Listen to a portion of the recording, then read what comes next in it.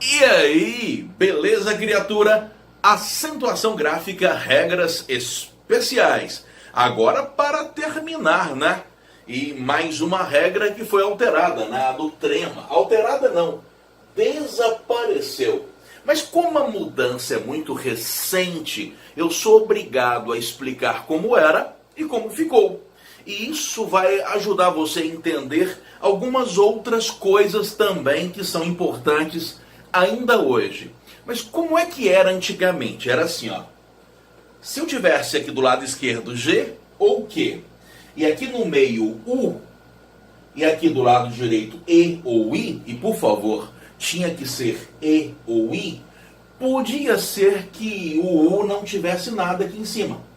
Se o U não tivesse nada aqui em cima, isso significava que o som dele não existia.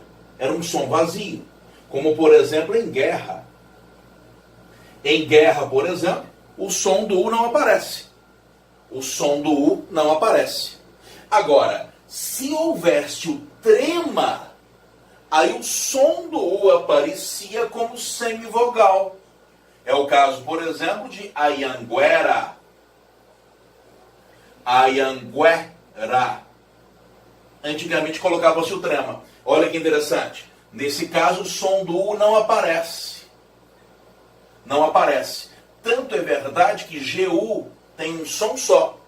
É um dígrafo. É um caso de dígrafo. Já aqui em Anhangué, eu tenho o U fazendo o papel de semivogal e o E fazendo o papel de vogal. Eu tenho a semivogal U e a vogal E. Não vá se esquecer de que eu sempre represento a semivogal U por W, para você não confundir com a vogal U, tá lembrado? Agora, quando havia o acento agudo em cima do U, é porque o U tinha som de vogal. É o caso, por exemplo, de que ele averigue a situação. Averigue. Aí o som é de vogal. Nesse caso eu tenho vogal e semivogal. Vogal U e semivogal I.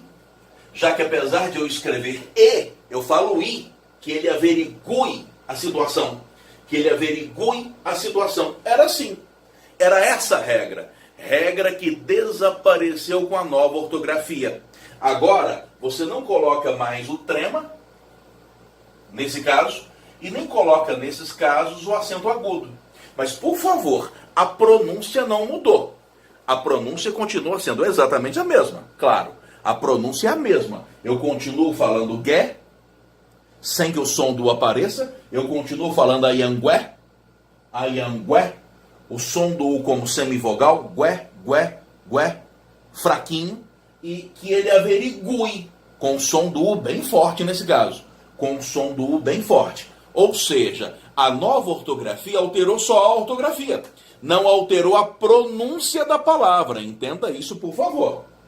Beleza? Agora, é importante explicar uma coisa que é o seguinte. Por que era desse jeito? Por que havia o trema? E por que ele desapareceu? Eu vou te dar o exemplo do caso do que, tá? E o caso do G é semelhante, mas eu vou te dar o exemplo do que. O que acontece é o seguinte. Quando você foi alfabetizado, e eu tenho certeza disso, você foi aprender aqui, ó, que CA é K, mas muita gente sofreu quando descobriu que CE não é Q. Nem o CI é Ki. K, Ko, Ku. E é assim que você aprendeu. Já o C, com E, tem som de S. Se, Si. K, Ko, Ku, Se, Si. Interessante, né? O C, às vezes, tem um som de K, K lá atrás, e às vezes tem um som de S, de Cecília, som de S. E isso não foi professor de português maldoso que inventou só para sacanear o aluno, não. Isso vem da etimologia da palavra, vem da origem da palavra. Preste atenção, por favor. Só para você ter uma ideia. Lá na época do latim, o latim italiano era pronunciado Kaiser. O latim mesmo da Itália, Kaiser. esse som mais César, esse C com som de S, é mais do sul da Europa. Já na Alemanha, Kaiser. Na Rússia, Czar. Então, o C em algumas regiões da Europa tinha som mais próximo do S. Ou do T, Kaiser. Certo? Em outras regiões da Europa, ele tinha um som mais parecido com o K. E como houve várias invasões bárbaras, invasões de mouros, vinda de cavaleiros medievais lá das regiões germânicas, o português é muito misturado, evidentemente. No português, por exemplo, a profunda influência de invasões árabes, a influência de cavaleiros medievais em lutas da Reconquista. Então, por isso, C às vezes tem um som mais próximo do latim italiano mesmo, e às vezes tem um som mais próximo mais do norte da Europa. É uma questão de etimologia, de origem da língua, tá? Tá, não vamos falar em detalhes disso aqui agora. Eu só tomei um tempo seu aqui para poder explicar uma coisa para que faça sentido para você. Então, o que aconteceu? Para que isso aí não ficasse tão cheio de buraco, o pessoal veio e colocou algumas próteses. Isso aqui é uma prótese, é uma forma falsa. Só para não ficar cheio de buraco, né? Para ficar K, Q, Ki, Ko, Ku. Só para que não ficasse tão cheio de buraco. Da mesma forma aqui, ó. Para preencher o buraco, o pessoal veio e colocou cedilha. Por isso que o cedilha só existe em CA, CO e CU. CE não tem cedilha, nem CI. Claro que não, né? Já que as grafias de Que e Se já são diferentes. Agora aqui tem que colocar, porque as grafias são iguais. As grafias são iguais. Beleza ou não? Tranquilo? Agora, olha isso aqui. Ka, Ke, Ki, Ko, Ku, Sa, Se, Si, So, Su, Qua, Que, Qui, Quo. Esse Quo nunca existiu. Beleza? Aqui nunca houve trema. Porque essas três formas já são diferentes. Aqui tinha que ter. Para não confundir o que com o que. Aqui tinha que ter. Para não confundir o que com o qui. Aqui nunca precisou. Porque o có e o co já são diferentes. Ali nunca foi necessário. Beleza? Agora, o que acontece é que com a nova ortografia, o trema desapareceu. O cedilha não, pelo amor de Deus. Mas o trema desapareceu. As pronúncias continuam sendo K, Q, Ki, Ko, Ku, ou Qua, Que, Qui, Quo. As pronúncias não mudaram, mas desapareceu essa diferenciação entre o Que e o Que, o Ki e o Qui. Uma lógica muito parecida a isso é o que aconteceu com o G. É porque você tem Gá, agora aqui não é Gué, é Gé. É uma lógica muito parecida. E preste atenção, se você quiser continuar no vídeo, agradeço. Mas eu aviso, eu não vou falar agora de coisa que cai em prova. Eu vou falar de coisa que é importante para você entender algumas questões relacionadas à evolução da língua. E como o propósito dessas aulas de quarta-feira, às 18 horas, é falar de assuntos importantes e falar devagar da língua portuguesa para que faça sentido, é importante eu falar algumas coisas que façam sentido. Quer dizer, não cai em prova, mas ajuda você a entender o que cai. Olha só.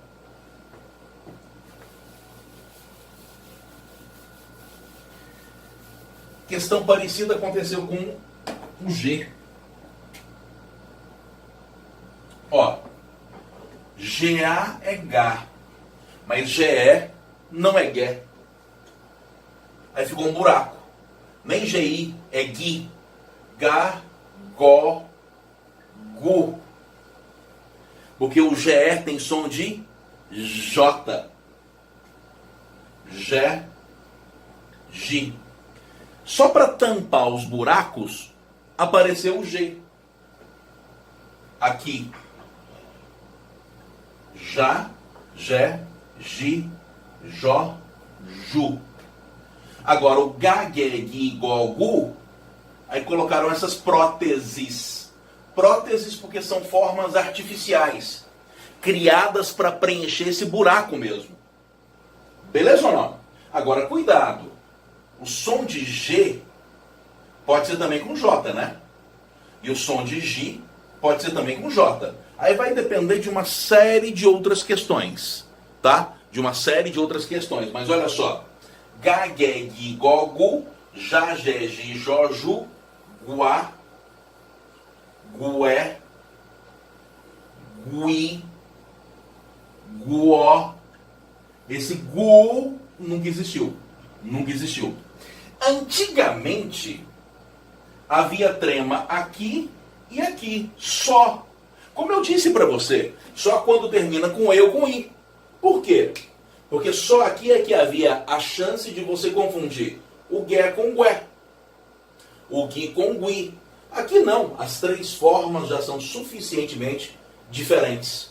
Mas de qualquer maneira, a regra desapareceu. Beleza? Obrigado aí pela sua companhia. Obrigado mesmo. E vamos aí, estudando a nossa língua portuguesa passo a passo, devagar, sem correria. Falou? Ah, e outra coisa, eu vou começar às sextas-feiras, mandar toda semana um vídeo sobre interpretação textual. Então, ó, fica combinado assim, quarta-feira, 18 horas, essa nossa gramática sem pressa. E às sextas-feiras, às 18 horas, interpretação textual.